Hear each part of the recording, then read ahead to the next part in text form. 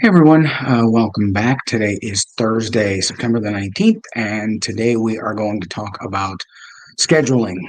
There was a recent tweet by one of the national media members out there talking about specific teams and how they have not played anybody, and that understandably got a couple of fan bases up in arms. While it was sort of hyperbole that this time of year, everyone kind of does that. It shouldn't be lost that college football does have a scheduling problem. They may not talk about it or even realize it, but it is real. Now, everyone knows that college football grew to prominence because of its regionality. Pre realignment, you could count on playing your neighbor every season, and if you beat them, it was bragging rights for an entire year. Certainly in the schools in Florida, the schools in Texas, they were able to use that and hold that over some of their brethren that were maybe from the non-conference. But then came money, and the stuff suits who run things thought it would be better to be more like the NFL, which stripped a lot of the charm and local flavor from the game. You see it now all the time. Pitt and Penn State don't play regularly. Bedlam might be relegated to the history books. Even this weekend's matchup with TCU and SMU, that might be the last Iron Skillet game in years. We don't know when they're going to be playing again. And that's just scratching the surface. A lot of traditional matchups that were non conference have gone by the wayside with a lot of this. I mean, traditions are falling apart. There's no getting around that. And tradition's one of the things that made college football such a great thing. Sure, you kind of have to change and adapt with the times, but that doesn't mean that everything old needs to be tossed to the side of the road. One of the great examples of this is Texas and Texas A&M. They trade barbs all the time, yet neither one will play each other, at least in football. It seems kind of silly to talk, but not be willing to settle your differences on the field. And now that the Longhorns are in the SEC, there's talk that A&M wants to leave. They just don't want to be there. It's kind of what I call sleepover drama, where your friend invites over that one girl who you don't like, but everyone else does. So you get all petulant and moody and decide that you want to go home. And you got the same thing with Pitt and Penn State. For years, Penn State, it was a great rivalry, and then Penn State decided they didn't want to play them anymore. Now, even some of the mid-level teams are getting into it. We're a great local battle here in Ohio, Cincinnati and Miami. That's going to get put on hiatus for who knows how long. I think a lot of this is a reaction to the expanded college football playoff.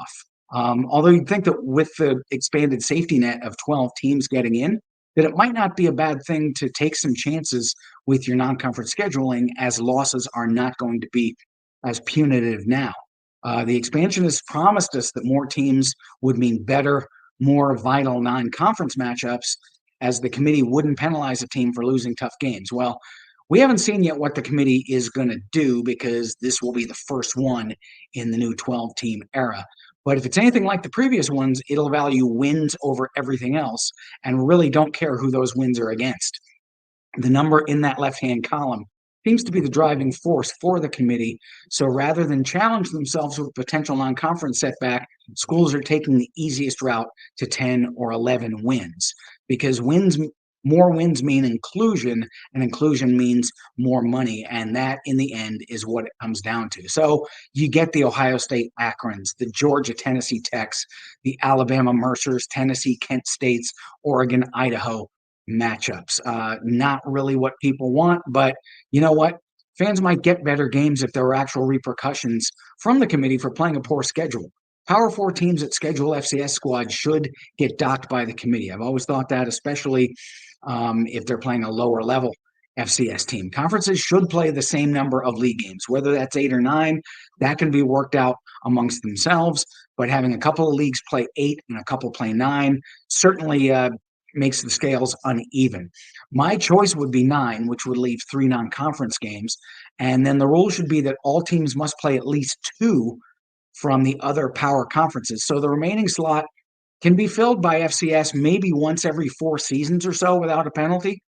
Now, yeah, the FCS teams, they don't hate these games because they are what they call money games. They fund a lot of their athletic programs, so they will willingly take their $1.5 million and their beatdown and kind of go home and not be much the worse for wear. But the other thing is, fans have not seemed to care that much. They attend these glorified exhibitions, so the blame probably goes a little bit to all parties involved. including myself. I'll consider myself guilty as I'm going to watch all of it. Part of it is because that's what I do. Saturdays for me are spent in front of the TV watching as many games as possible, and that includes the ones perceived by many as lower level. I've got the quad box going on two TVs, 8 games, so I really enjoy it. We only have 12 or 13 Saturdays. All of them should be savored. That said, it's not heresy to say that not all games are created equal. In the quest to become national and crown a definitive champion, the sport has lost something. It's gone from games with regional passion and hatred to made for TV showdowns between the biggest brands. Corporate football at its best. It's going to draw eyeballs, certainly, from casual viewers, which seems to be what the overlords who run the sport want. Rather than keeping things around that'll satisfy the diehards, you know, people who have kept the sport relevant for so many years and gotten so much enjoyment out of it, they look for more revenue streams, more money, and figure that changing the very fabric of the game might be the best approach.